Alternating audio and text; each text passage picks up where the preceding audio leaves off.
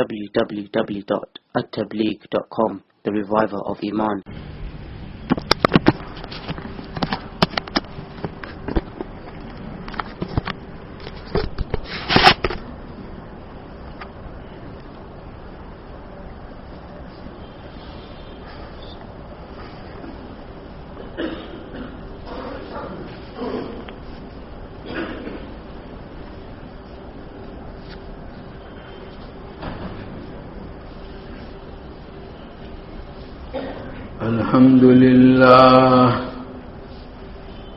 الحمد لله نحمده ونستعينه ونستغفره ونؤمن به ونتوكل عليه ونعوذ بالله من شرور أنفسنا ومن سيئات أعمالنا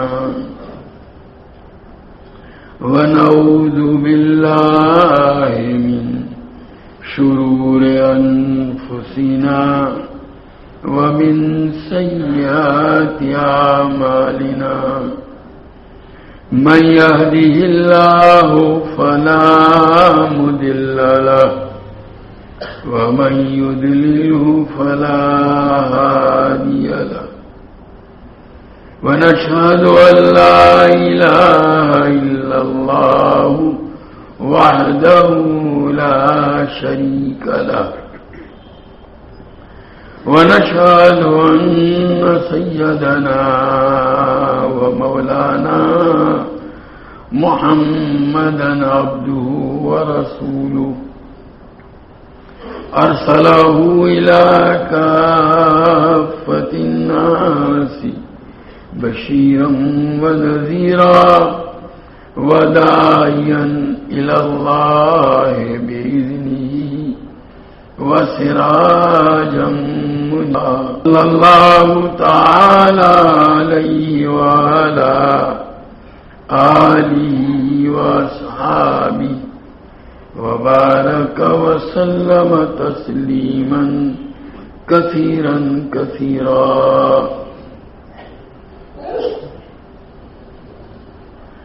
أما بعد فحدثني محمد بن بشار قال حدثنا غندر قال حدثنا شعبة عن المغيرة بن النعمان عن سعيد بن جبير عن ابن عباس رضي الله تعالى عنهما وعنهم قال قام فينا النبي صلى الله تعالى عليه وسلم يخطب فقال إنكم محشورون حفاة عراة غرلا كما بدأنا أول خلق نعيده وإن أول الخلائق يكسى يوم القيامة إبراهيم وإنه سيجاء برجال من أمتي فيؤخذ بهم ذات الشمال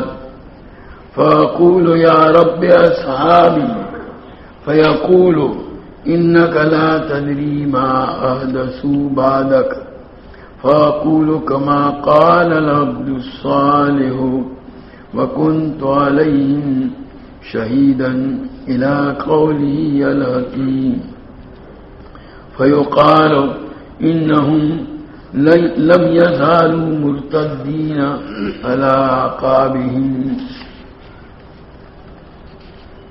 یہ حضرت عبداللہ ابن عباس رضی اللہ تعالی عنہما کی روایت ہے. فرماتے ہیں کہ نبی کریم صلی اللہ تعالی علیہ وسلم ہمارے یعنی صحابہ کے درمیان خطبہ دینے کے لیے کھڑے ہوئے تو آپ صلی اللہ تعالی علیہ وسلم نے فرمایا کہ تم جمع کیے جاؤ گے دوبارہ زندہ کیے جانے کے بعد حفاتن عراتن غرلن، ننگے پاؤں ننگے جسم اور بغیر ختنہ کیے ہوئے. کما بدانا اول خلق نعیدہ، ہم نے جس طرح تم کو اول مرتبہ پیدا کیا تھا اسی طرح ہم تم کو لوٹائیں گے. سورہ انبیاء کے اندر یہ چیز ہے. گویا جس طرح ماں کے پیٹ سے پیدا ہوتا ہے بچہ تو جوتے نہیں ہوتے پاؤں میں، جسم پر کپڑا نہیں ہوتا اور بغیر ختنہ کیا ہوا ہوتا ہے، اسی طرح اللہ تعالیٰ دوبارہ پیدا فرمائیں گے. وَإِنَّ أَوَّلَ الْخَلَائِقِ يُكْسَى يَوْمَ الْقِيَامَةِ إِبْرَاهِيمَ، اور قیامت کے روز سب سے پہلے لباس پہنایا جائے گا سیدنا حضرت ابراہیم علی نبینا علیہ الصلوۃ والسلام کو. یہ اس لیے کہ ان کو جب آگ میں ڈالا گیا تھا تو کپڑے نکال کر ڈالا گیا تھا. گویا اللہ کے خاطر ان کو برہنہ کیا گیا تھا. تو ہر عمل کی جزا اس کے مناسب ملتی ہے. اللہ تبارک و تعالیٰ اس پر ان کا یہ اکرام فرمائیں گے کہ سب سے پہلے ان کو کپڑے پہنائے جائیں گے. اب سوال پیدا ہوتا ہے کہ پھر نبی کریم صلی اللہ تعالی علیہ وسلم سے ان کا کوئی افضل ہونا لازم آتا ہے.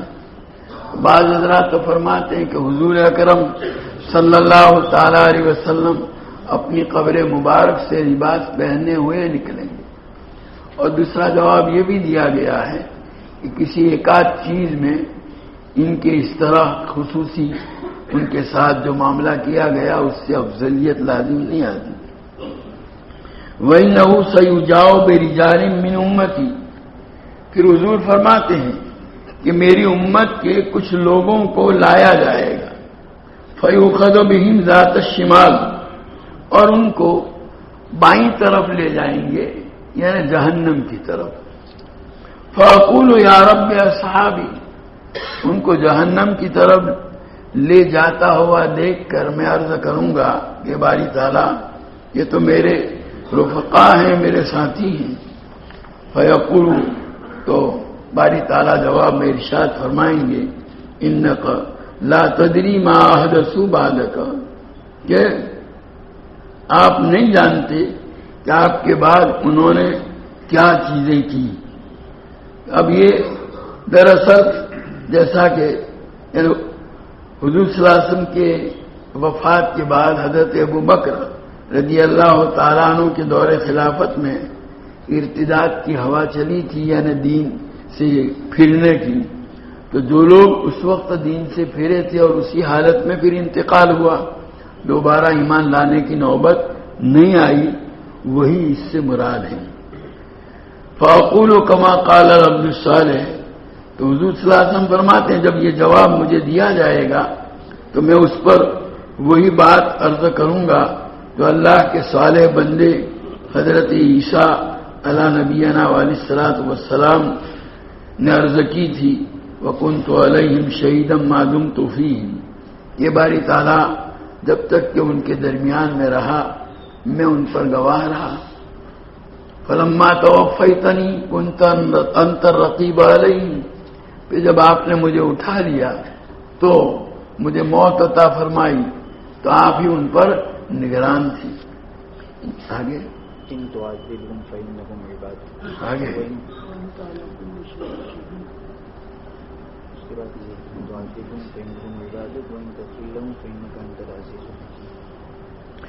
اگر آپ ان کو عذاب دیں تو گویا تو وہ آپ کے بندے ہیں، اور اگر آپ ان کو معاف کر دیں تو آپ قدرت والے حکمت والے ہیں، آپ کا کوئی کام حکمت سے خالی نہیں. فیقال انہم لم یزالوا مرتدین علی اعقابہم، تو جواب میں مجھے کہا جائے گا کہ یہ لوگ برابر جو ہیں اپنی ایڑیوں پر پیچھے پھرتے رہے، یعنی آپ کی وفات کے بعد الٹے پاؤں یہ ایمان سے لوٹ گئے تھے، مرتد ہو گئے تھے، دین حق پر باقی نہیں رہے تھے، اس لیے ان کے ساتھ یہ معاملہ کیا جا رہا. حدثنا قیس بن حفص قال حدثنا خالد بن الحارث قال حدثنا حاتم بن ابي صغيرة عن عبد الله بن ابي مليكة قال حدثني القاسم بن محمد بن ابي بكر ان عائشة رضي الله تعالى عنها وعنهم قالت قال رسول الله صلى الله عليه وسلم یحشرون حفاتا عراتا غرلا۔ حضرت قاسم ابن محمد ابن ابو بکر، جو حضرت ابو بکر رضی اللہ تعالیٰ عنہ کے پوتے ہیں اور مدینہ کے فقہائے سبا میں سے ہیں، وہ نقل کرتے ہیں کہ حضرت عائشہ رضی اللہ تعالیٰ عنہ نے بتلایا کہ نبی کریم صلی اللہ تعالیٰ علیہ وسلم نے ارشاد فرمایا کہ لوگ جمع کیے جائیں گے، میدان حشر میں لائے جائیں گے ایسی حالت میں کہ وہ ننگے پاؤں، ننگے جسم اور بغیر ختنہ کیے ہوئے ہوں گے۔ قالت عائشہ رضی اللہ تعالیٰ عنہ فقلت یا رسول اللہ الرجال والنساء ينظر بعضهم الى بعض، جب ننگے اٹھا کر کے لائے جائیں گے تو مرد اور عورتیں ایک دوسرے کو دیکھیں گے، سطر کو۔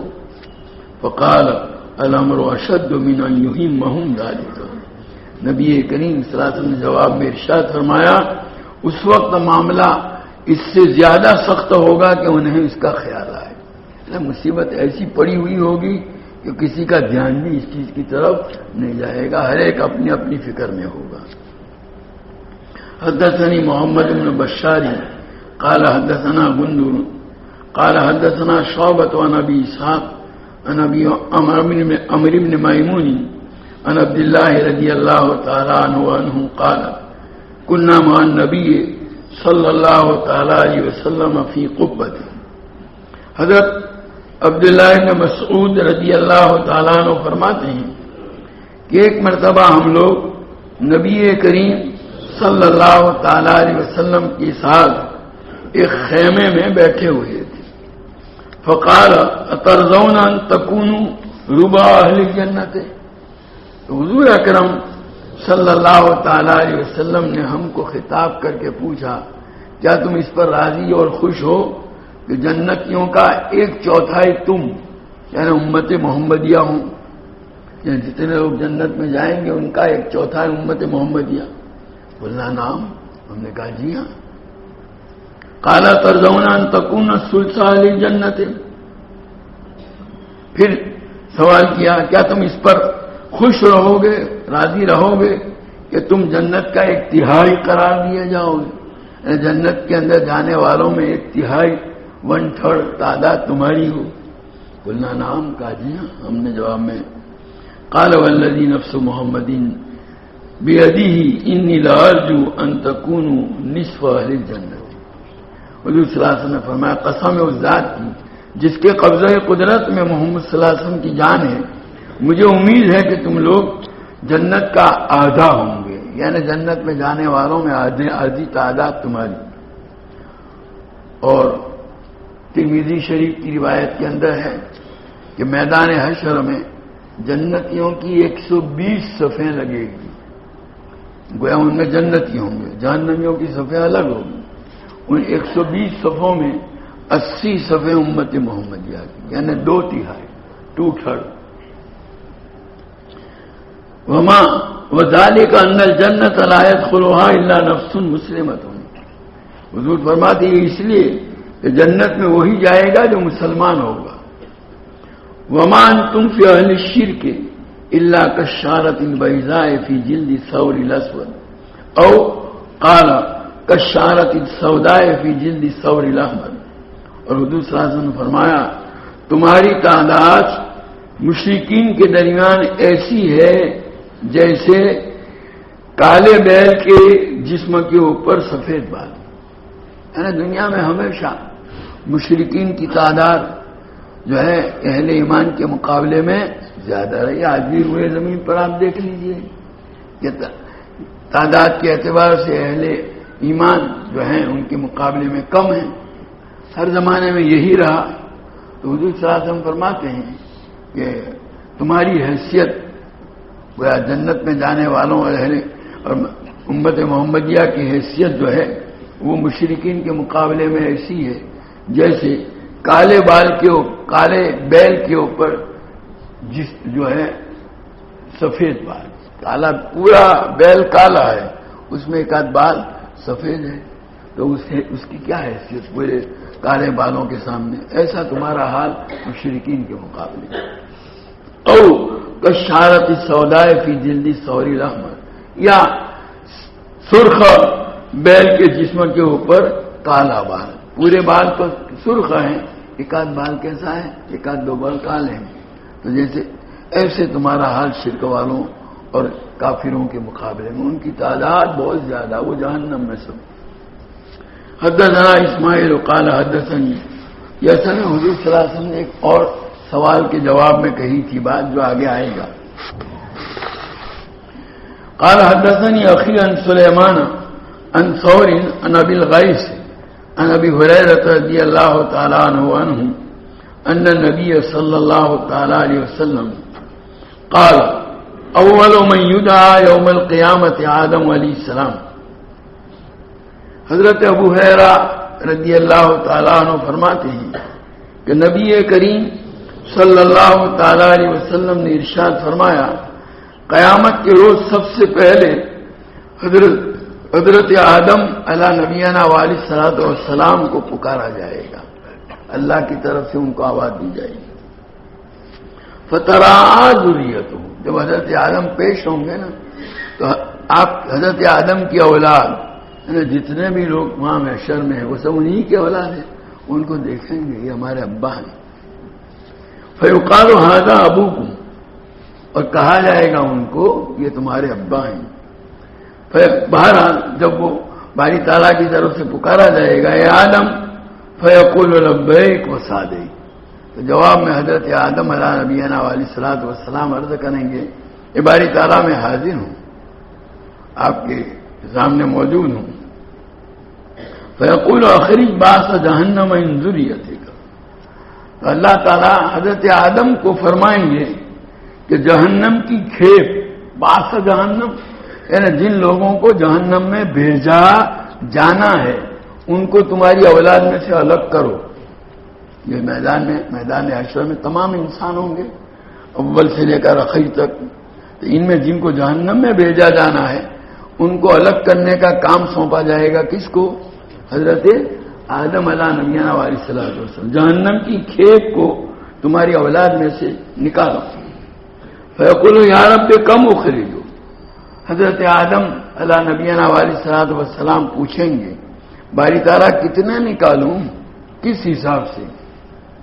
فیقول اخرج من کل 199، ہر 100 میں سے 99،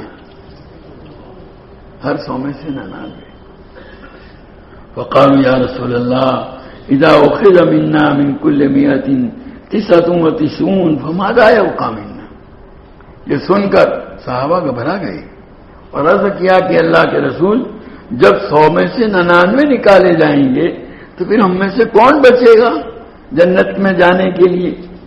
قال، اس پر نبی کریم صلی اللہ علیہ وسلم نے وہ بات فرمائی جو پہلے بھی آئی، ان امتی فی الامم کشارۃ البیضاء فی الثور الاسود، یہ میری امت کی جو ہے نا تعداد اور ان کی گویا شرح، ان کی مقدار دوسری امتوں کے مقابلے میں ایسی ہے جیسے سب کالے بیل کے جسم کے اوپر سفید بال۔ اللہ نے جتنے انسان پیدا کیے ہیں وہاں سے لے کر شروع سے لے کر قیامت تک، اس کے مقابلے میں تمہاری یعنی امت محمدیہ کی تعداد کی کوئی حیثیت نہیں، بس کالے بیل کے جسم کے اندر ایک سفید بال ہو، کیا ہے یعنی پرسنٹیج کتنے ہو جائیں گے؟ بہت کم عقل۔ باب ان زلزلۃ الساعۃ شیء عظیم، قیامت کا زلزلہ بڑا ہولناک، بڑی سخت چیز ہے۔ ازفت العازفہ، جلدی آنے والی، قریب آ پہنچی۔ اقتربت الساعہ، یعنی قیامت نزدیک آ گئی۔ یہ دونوں قرآن کی آیتیں ہیں۔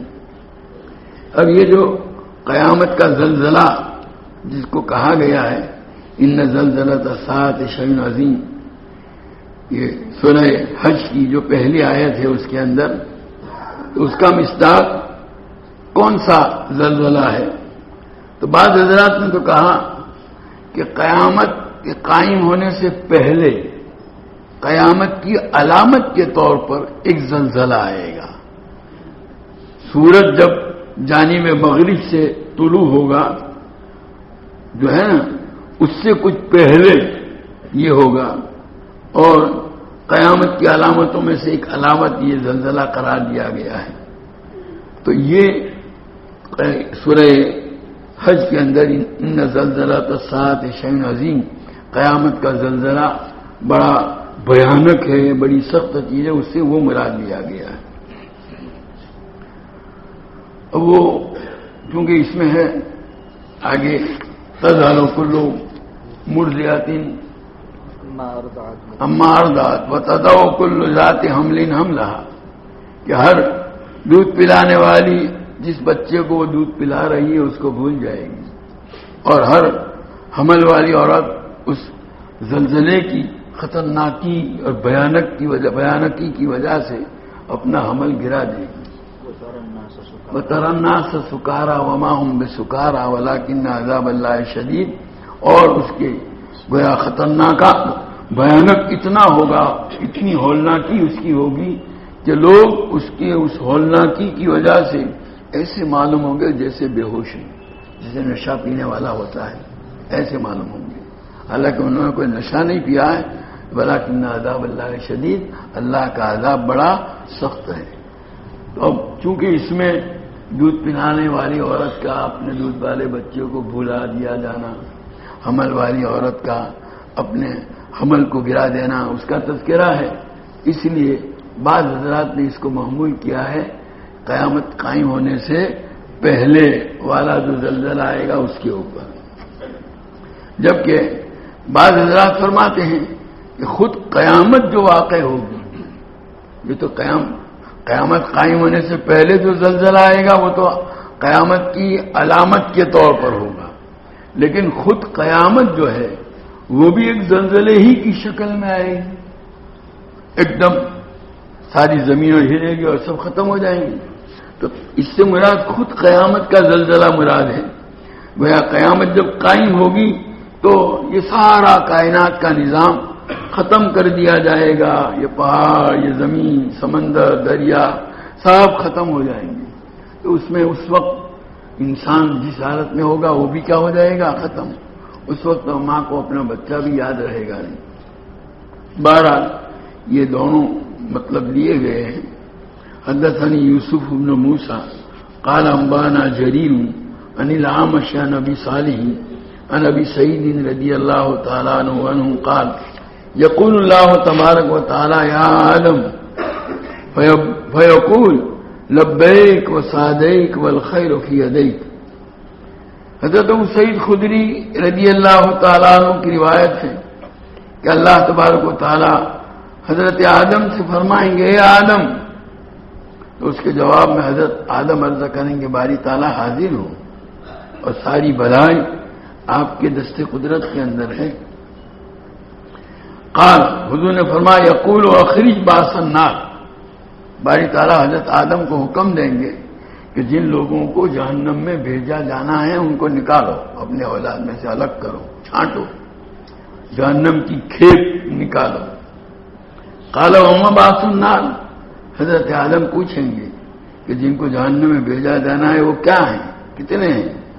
قال من کل 999 ہر 1000 میں سے 999. پہلے تو 100 میں سے 99 تھے، تو اس اعتبار سے 1000 میں سے تو 990 ہوں گے، 10 یہ ہوتے، اور یہاں 1000 میں سے 999، 1000 میں سے ایک بچے گا. فذالک حین یشیب الصغیر، یہ بات جب سنیں گے نا، اس اعلان کو سن کر جو بچہ ہے وہ بھی اس کے بعد بھی کیا ہو جائیں گے؟ سفید ہو جائیں گے، اس کی ہولناکی اور خطرناکی کی وجہ سے. وتضع کل ذات حمل حملها، ہر حاملہ عورت اپنا حمل گرائے گی. اور لوگوں کو آپ دیکھو گے کہ وہ گویا بے ہوش ہیں، نشے کے اندر ہیں. وما هم بسکارا، حالانکہ وہ نشے اور بے ہوشی میں نہیں. ولکن عذاب اللہ شدید، لیکن اللہ کا عذاب بڑا سخت. فاشتد ذلك علیہ، راوی کہتے ہیں کہ حضرات صحابہ کو یہ حضور صلی اللہ علیہ وسلم کا ارشاد بڑا گراں گزرا، یعنی ان کو سن کر وہ سب جو ہے ڈر گئے.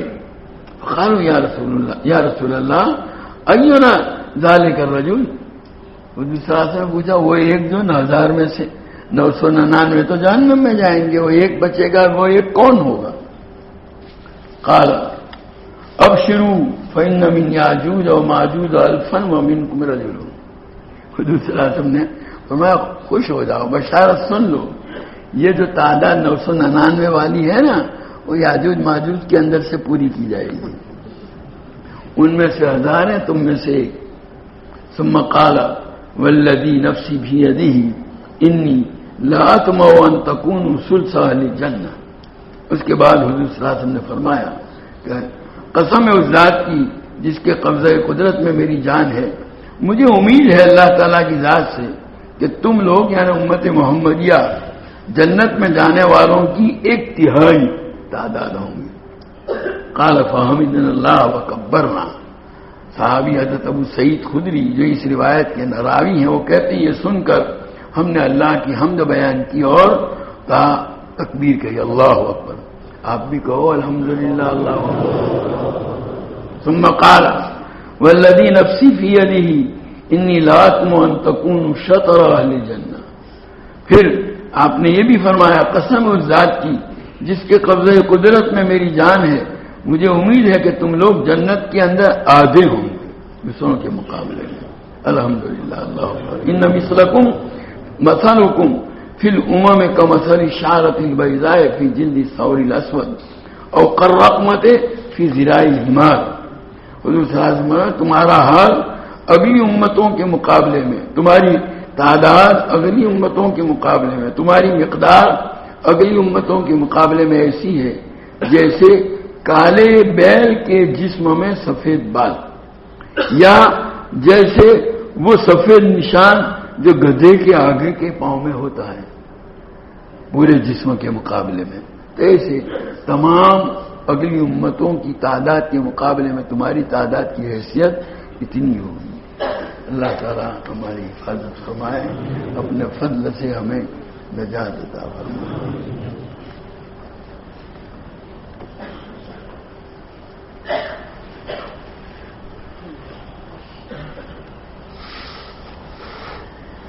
سبحانك اللهم وبحمدك وتبارك اسمك وتعالى جدك ولا إله غيرك. لا إله إلا الله الأحد الصمد الذي لم يلد ولم يولد ولم يكن له كفوا أحد. اللهم صل وسلم وبارك على سيدنا ومولانا محمد وعلى آل سيدنا ومولانا محمد كما تحب وترضى بعدد ما تحب وترضى. ربنا ظلمنا أنفسنا وإن لم تغفر لنا وترحمنا لنكونن من الخاسرين. ربنا آتنا في الدنيا حسنة وفي الآخرة حسنة وقنا عذاب النار. ربنا هب لنا من أزواجنا وذرياتنا قرة أعين واجعلنا للمتقين إماما. اللهم وفقنا لما تحب وترضى من القول والعمل والفعل والنية والهدى. اللهم اجعلنا هادين مهتدين غير ضالين ولا مضلين سلما لأوليائك وحربا لأعدائك. نحب بحبك من أحبك ونعادي بعداوتك من خالفك من خلقك. اے اللہ تو ہمارے گناہوں کو معاف فرما، ہماری خطاؤں سے درگزر فرما. تیری مرضیات پر ہم کو زیادہ سے زیادہ چلا کر تیری نامرضیات سے ہماری پوری حفاظت فرما. نبی کریم صلی اللہ تعالی علیہ وسلم کے طریقوں اور سنتوں کو اپنی زندگی کے ہر شعبے میں جاری کرنے اور اپنانے کی تو ہمیں توفیق و سعادت عطا فرما. حضور اکرم صلی اللہ تعالی علیہ وسلم کے طریقوں کی محبت اور غیروں کے طریقوں کی نفرت ہمارے قلوب کے اندر ڈال دے. اے اللہ تمام رذائل سے ہم کو پاک اور صاف فرما کر محاسن اخلاق سے مزین فرما. تیری معرفت و محبت کے انوار سے ہمارے قلوب کو منور فرما. تیری یاد سے ہمارے دلوں کو آباد فرما، دوام ذکر اور دوام طاعت کی ہمیں توفیق عطا فرما، تمام اعمال میں اخلاص، اتباع اور احتساب کی کیفیت نصیب فرما، ہمیں، ہمارے اہل و عیال اور تمام متعلقین کو اے اللہ صحت، قوت، عافیت، سلامتی، دنیا آخرت کی بلائیوں سے مالا مال فرما، ہماری تمام ضرورتوں کی تو اپنے خزانہ غیب سے کفالت فرما، ہمیں کسی کا محتاج اور دستنگر نہ بنا، ہماری روزیوں میں برکت اور وسعت عطا فرما، ہماری اولادوں کو عقائد حقہ، علوم نافعہ، اعمال صالحہ، اخلاق فاضلہ سے آراستہ فرما، برے اخلاق، برے کردار و گفتار، برے عادات و اطوار، بری صحبتوں، برے ماحول کے برے اثرات اور برے لوگوں کی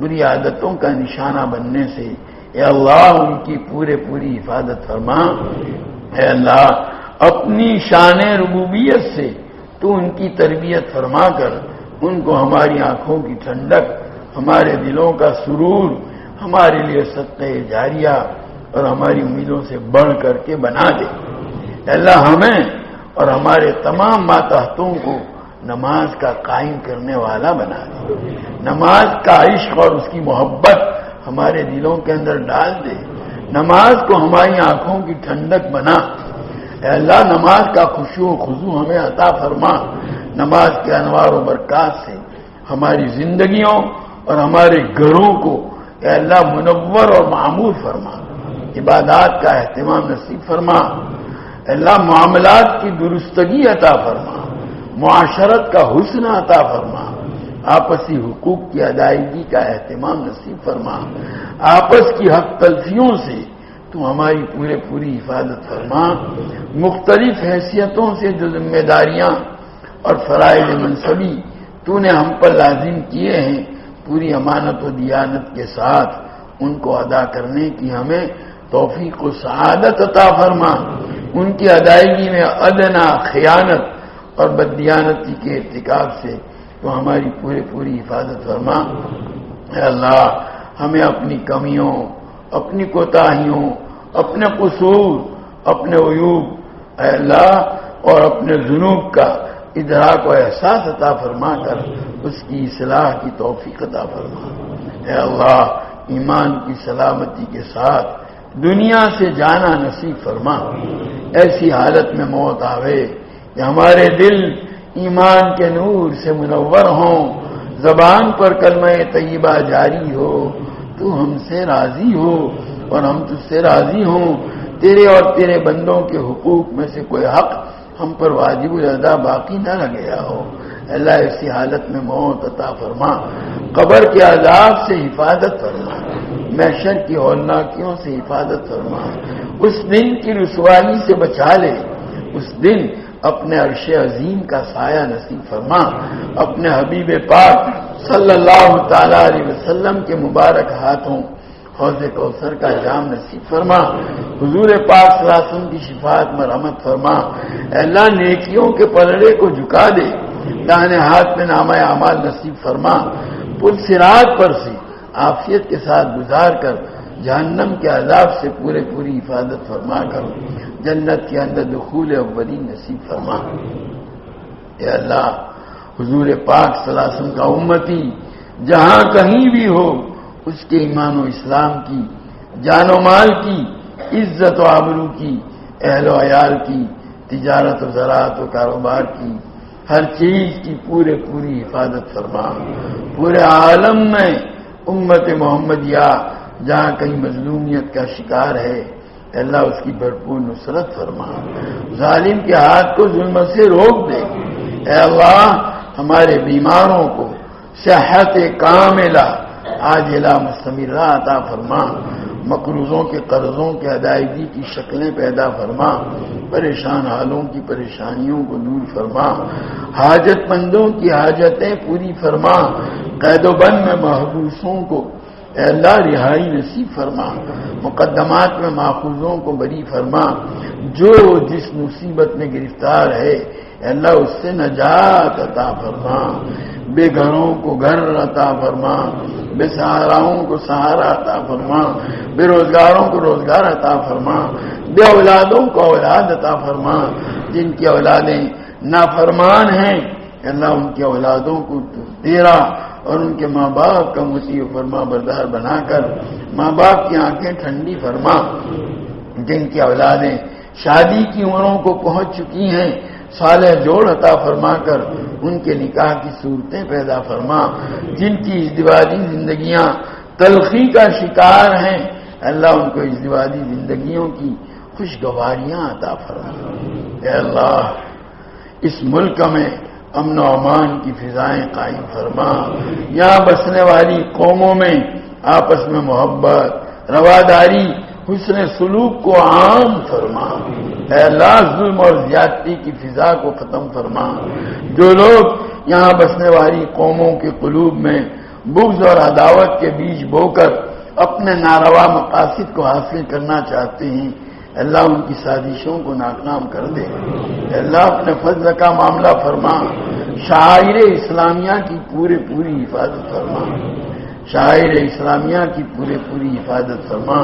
اے اللہ شیعیت اور رافضیت کو اے اللہ عالم اسلام میں غلبہ حاصل کرنے سے روک دے۔